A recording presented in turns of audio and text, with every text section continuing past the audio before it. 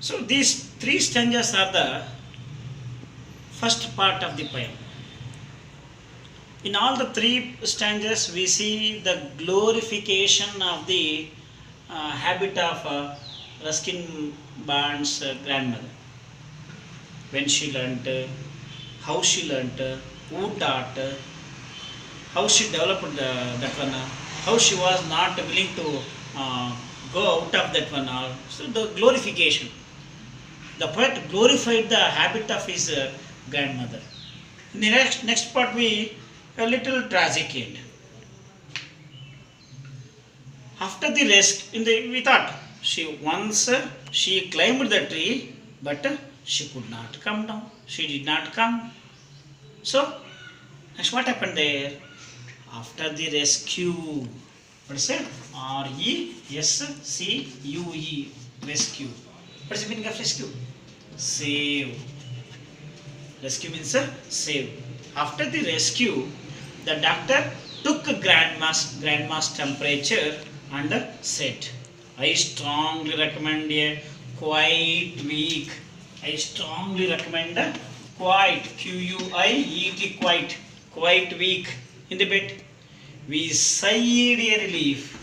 We sighed with relief and tucked her up well. Poor granny.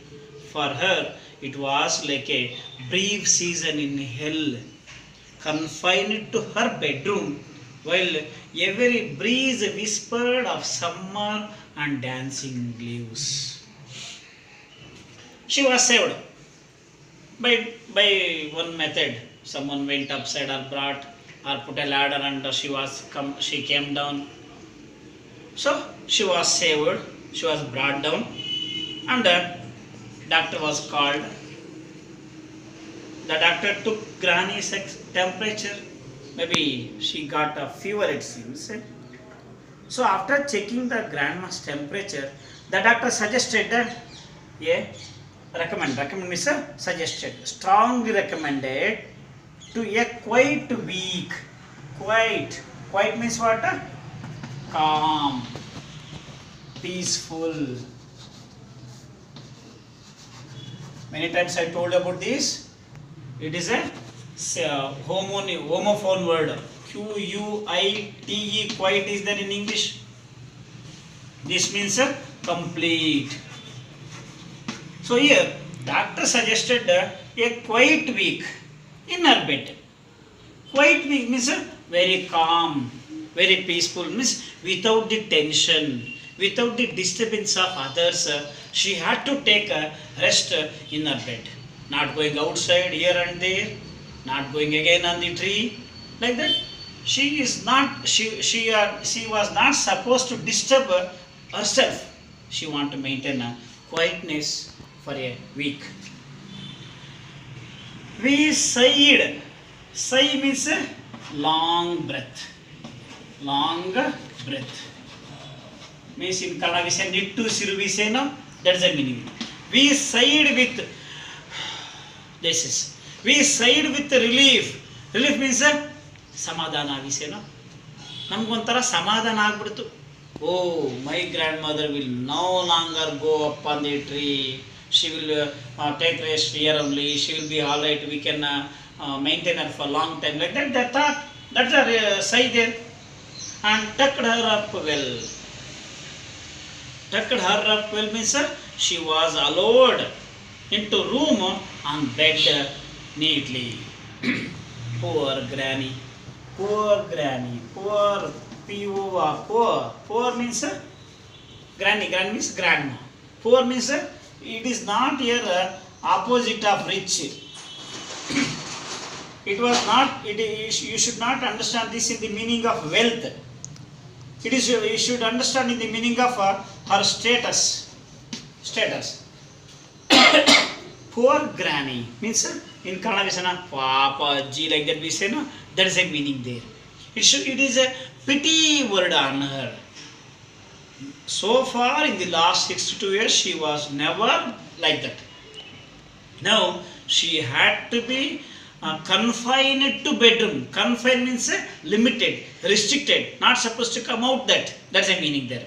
So that's why the poet show pity on his grandma. Papa namajji ಹೊರಗಡೆ ಬರೋಂಗಿಲ್ಲ, like that he was thinking. Poor granny, for her it was like a brief season in hell.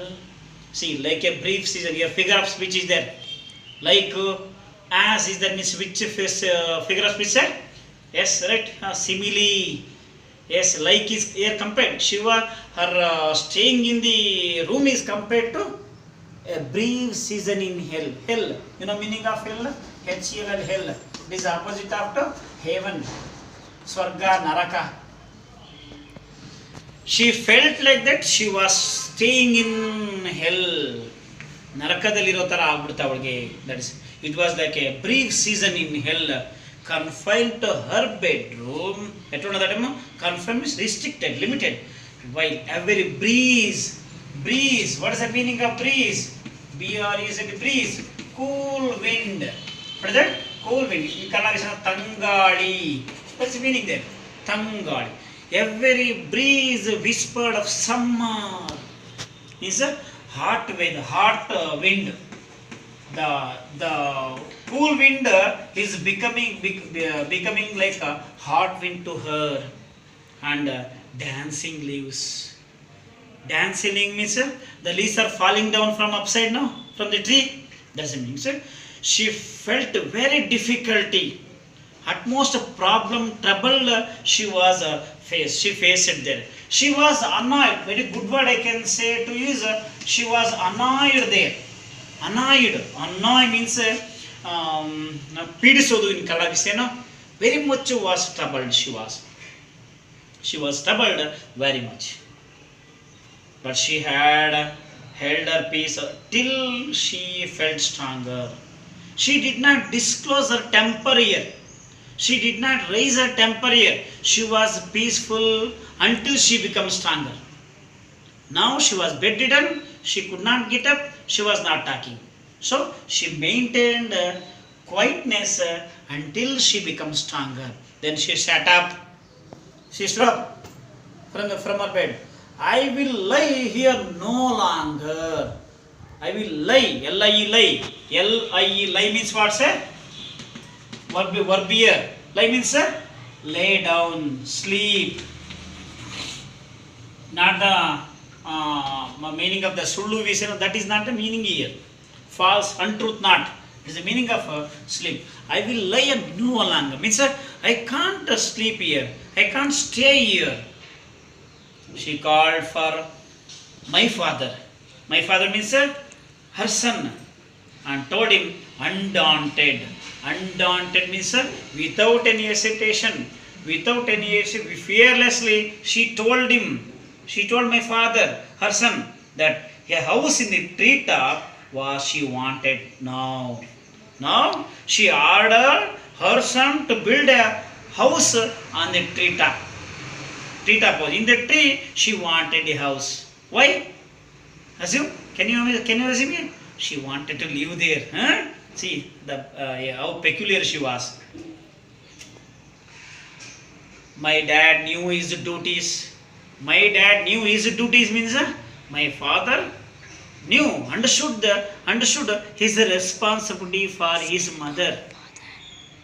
As a dutiful son,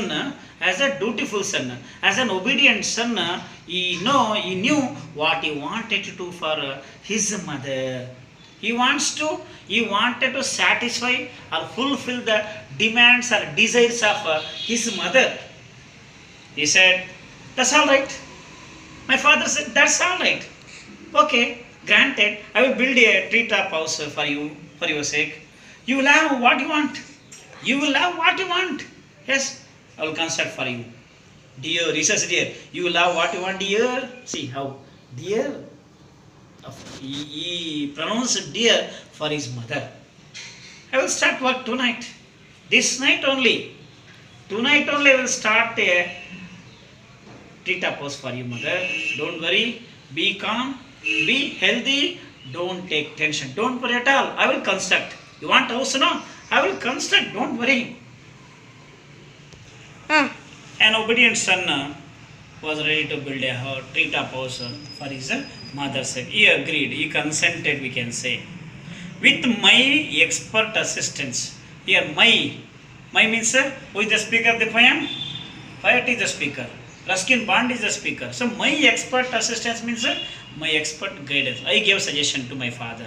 He soon finished the core, C-H-O-R-E, core. Core means task, work. What is the work here? Construction of a home.